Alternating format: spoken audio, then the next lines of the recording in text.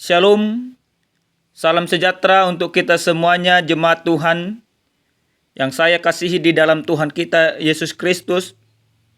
Saat ini kita akan mendengarkan kebenaran firman Tuhan, kita bersatu dalam doa.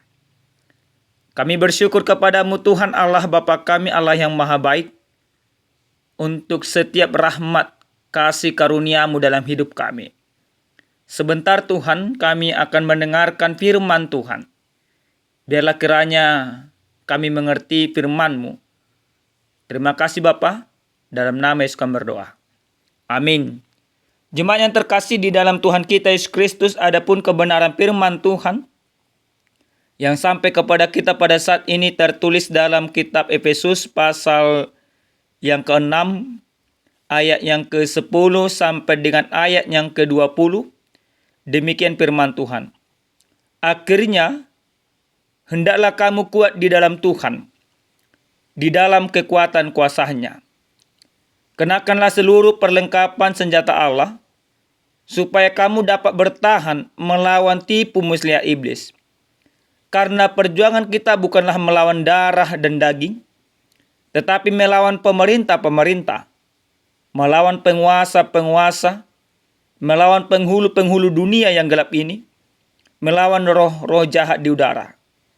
Sebab itu ambillah seluruh perlengkapan senjata Allah, supaya kamu dapat mengadakan perlawanan pada hari yang jahat itu dan tetap berdiri, sesudah kamu menyelesaikannya segala sesuatu. Jadi berdirilah tegap, berikat pinggangkan kebenaran, dan berbaju jirahkan keadilan. Kakimu berkasutkan kerelaan untuk memberitakan Injil damai sejahtera.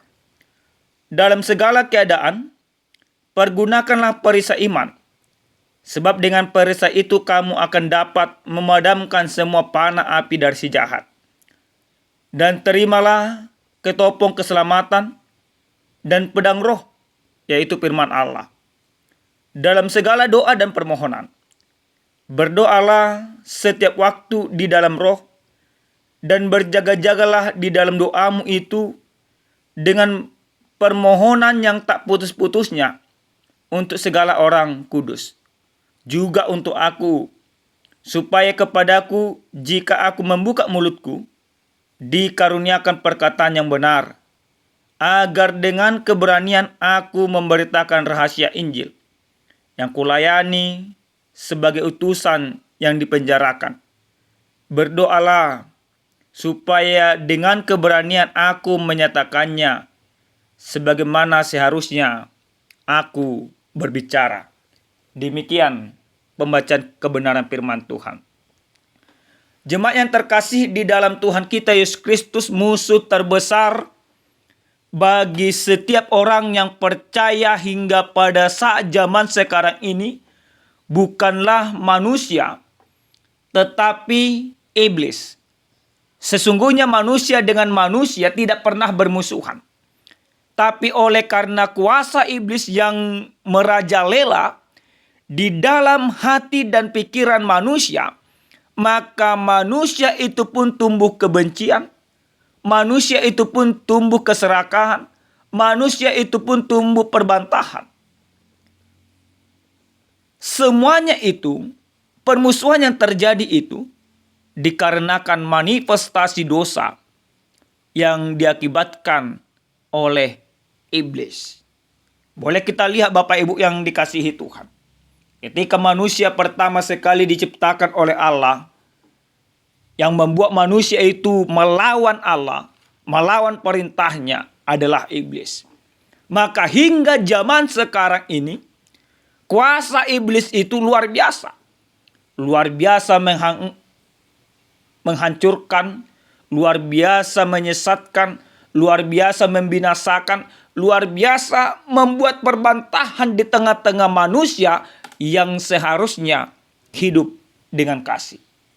Bapak Ibu yang dikasihi Tuhan kita Yesus Kristus, dalam kebenaran firman Tuhan yang sampai kepada kita pada saat ini, Paulus memberikan sebuah nasihat yang begitu luar biasa kepada jemaat Efesus. Dan ini merupakan penutupan suratnya. Di dalam penjara, Paulus mencoba merefleksikan akan imannya.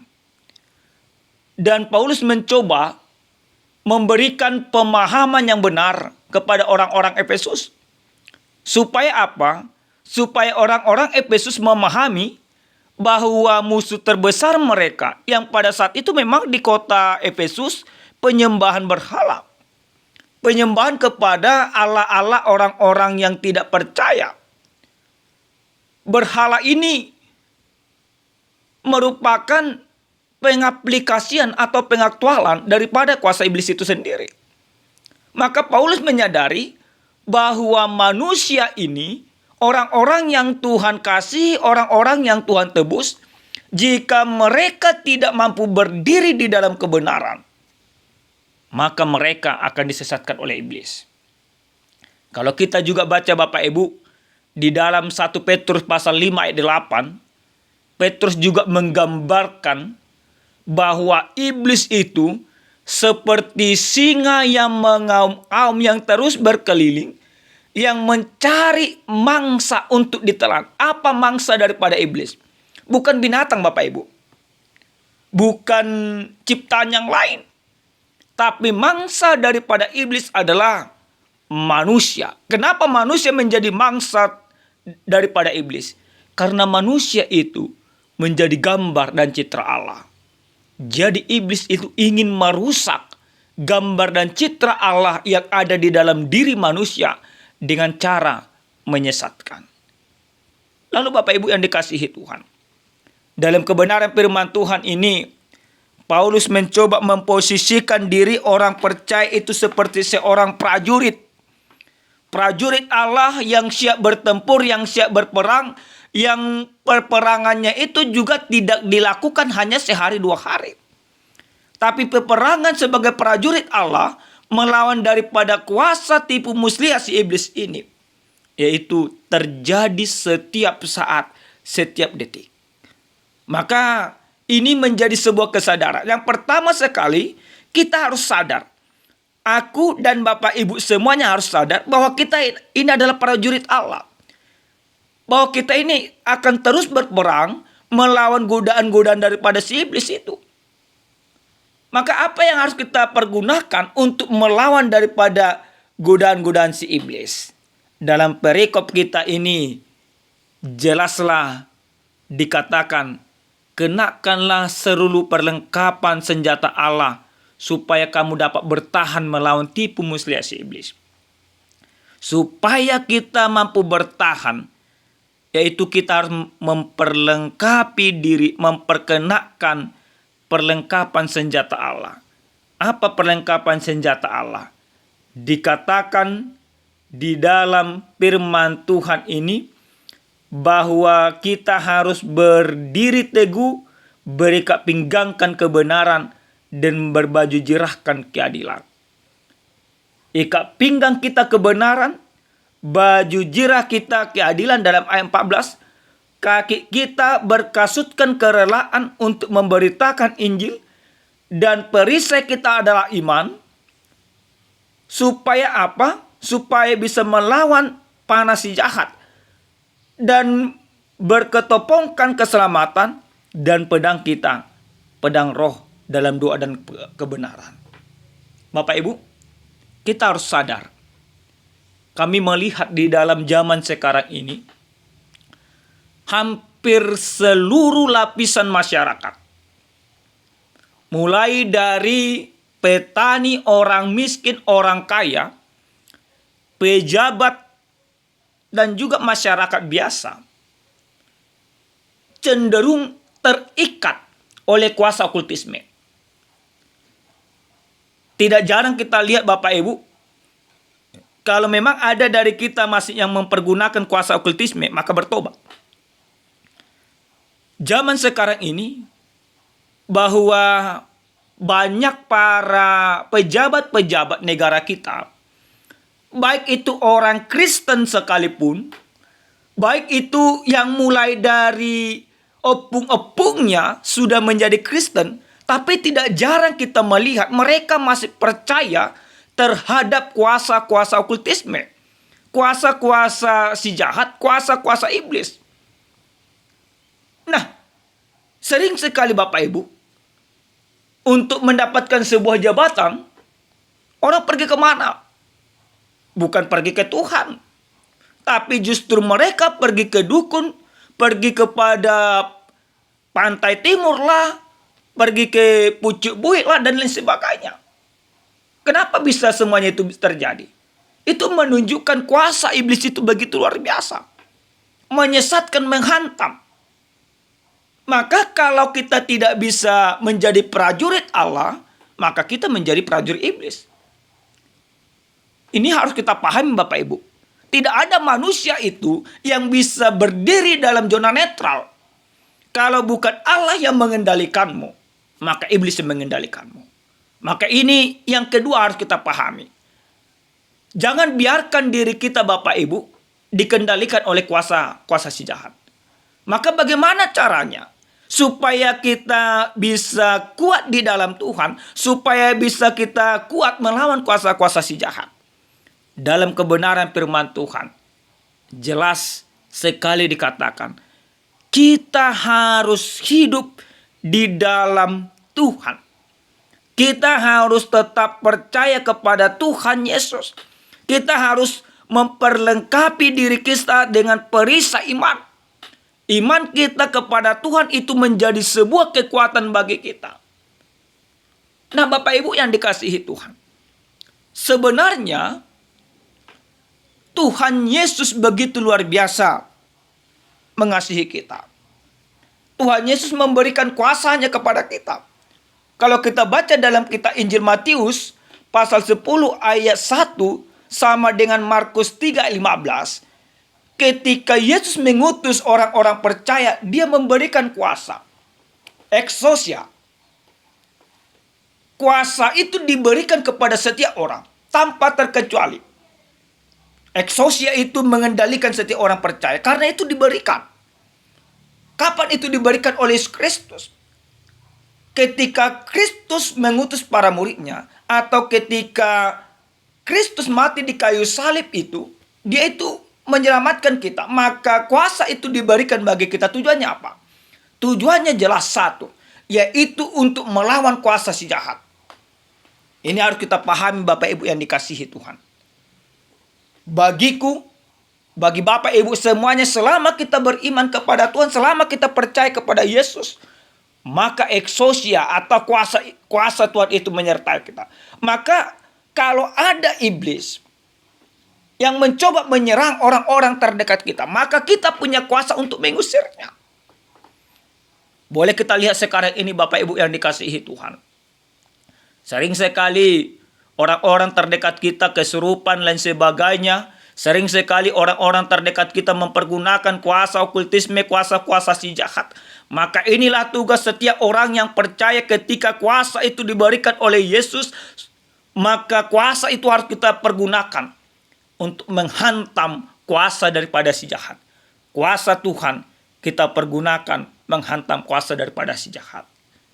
Yang berikut Bapak Ibu yang dikasihi Tuhan. Sesuai dengan tema yang sampai kepada kita pada saat ini, dikatakan kuat di dalam Tuhan. Ini menjadi keharusan bagi kita. Kuat di dalam Tuhan menjadi bagian daripada diri orang yang percaya. Ketika kita kuat di dalam Tuhan, mempergunakan kuasa Tuhan di dalam kehidupan kita, maka kuasa si iblis yang mencoba mau menipu kita, kuasa si iblis yang mencoba mau menghancurkan kita, kuasa si iblis yang mencoba mau menyerang kita, tidak akan pernah mempan. Jelas dikatakan Bapak Ibu bahwa musuh terbesar manusia di dalam kehidupan ini bukanlah yang lain, tapi iblis. Kita lihat dalam perikop ini. Dalam ayat yang ke-10 dikatakan sampai ayat yang berikutnya, akhirnya hendaklah kamu kuat di dalam Tuhan, di dalam kekuatan kuasanya. Ini menjadi intinya. Kenapa kita harus kuat di dalam Tuhan? Supaya ayat yang ke-11 jangan terjadi. Kenakanlah seluruh perlengkapan senjata Allah, supaya kamu dapat bertahan melawan tipu muslihat iblis. Yang pertama dikatakan di sana bahwa iblis itu pintar menipu. Yang kedua itu karena kita melawan pemerintah-pemerintah dunia, yaitu melawan penguasa-penguasa, melawan penghulu-penghulu dunia, melawan kuasa-kuasa gelap, melawan roh-roh jahat yang ada di udara, yang semuanya ini bagian daripada kuasa daripada si iblis. Bahwa si iblis itu berusaha mau merongrong iman kita lewat penguasa-penguasa dunia, lewat penghulu-penghulu dunia, lewat roh-roh jahat. Nah, sering sekali memang Bapak Ibu yang dikasihi Tuhan, bahwa kita selalu berpikir bahwa iblis itu tidak ada. Semuanya itu adalah hal-hal tipu mustilasi iblis. Iblis berusaha juga menipu kita supaya seakan-akan iblis itu tidak ada. Tapi manifestasi daripada kuasa iblis itu luar biasa. Di tengah-tengah rumah tangga kita tidak jarang melihat terjadi perbantahan. Di tengah-tengah rumah tangga kita tidak jarang melihat terjadi perceraian. Di tengah-tengah rumah tangga tidak jarang kita lihat bahwa terjadi ketidakharmonisan. Terjadi KDRT dan lain sebagainya. Itu bagian daripada pekerjaan-pekerjaan iblis, Bapak Ibu. Iblis yang mengendalikan. Ketika engkau melakukan kekerasan kepada orang-orang yang seharusnya engkau kekasihi, itu bagian daripada tipu muslihat iblis. Maka firman ini mau mengajak kita, mau menyadarkan kita, bagi setiap orang yang percaya, inilah saatnya supaya kita kuat di dalam Tuhan melawan kuasa-kuasa si iblis itu. Maka kita harus hidup di dalam Tuhan. Maka kita harus memperlengkapi hidup kita dengan perlengkapan-perlengkapan daripada Allah. Maka kita diajak juga untuk saling mendoakan. Kalau Paulus juga meminta dirinya untuk didoakan, maka inilah saatnya orang percaya itu untuk saling mendoakan. Saya selalu tantang di tengah-tengah jemaat. Saya selalu katakan, jika ada dukun yang berkuasa dan sebagainya, maka kita harus menantang dukun ini dengan iman. Bahkan saya selalu menantang di tengah-tengah pelayanan, jika ada jemaat penatua yang masih terikat dengan kuasa okultisme, maka kita harus membebaskan mereka. Jangan kita biarkan kuasa okultisme itu atau kuasa daripada si iblis itu menghancurkan jemaat kita. Oleh karena itu Bapak Ibu yang dikasihi Tuhan, saya dan Bapak Ibu semuanya menjadi prajurit-prajurit Allah yang terus berperang setiap saat, setiap detik melawan kuasa-kuasa si jahat. Karena apa? Karena iblis itu tidak kasat mata Bapak Ibu. Tapi iblis itu mampu mengendalikan manusia. Maka supaya kita tidak dikendalikan oleh iblis, biarkan dirimu dikendalikan oleh Tuhan Yesus. Amin. Kita bersatu dalam doa. Terima kasih Tuhan kami, Tuhan yang maha baik. Engkau adalah Allah yang maha pengasih. Terima kasih untuk firman-Mu yang mengajarkan kepada kami supaya kami kuat di dalam Tuhan. Kami harus terus melawan tipu muslihat iblis yang mau mencoba menghancurkan kami, yang mau mencoba menipu kami. Maka dalam nama Yesus, setiap kuasa-kuasa si iblis kami hancurkan, kami sangkali semuanya. Karena kami mau hidup tetap di dalam Tuhan. Kami mau menjadi prajurit-prajurit Tuhan. Terima kasih Bapa. Dalam nama Yesus kami berdoa. Amin. Shalom Bapak Ibu, salam sejahtera, Tuhan Yesus memberkati.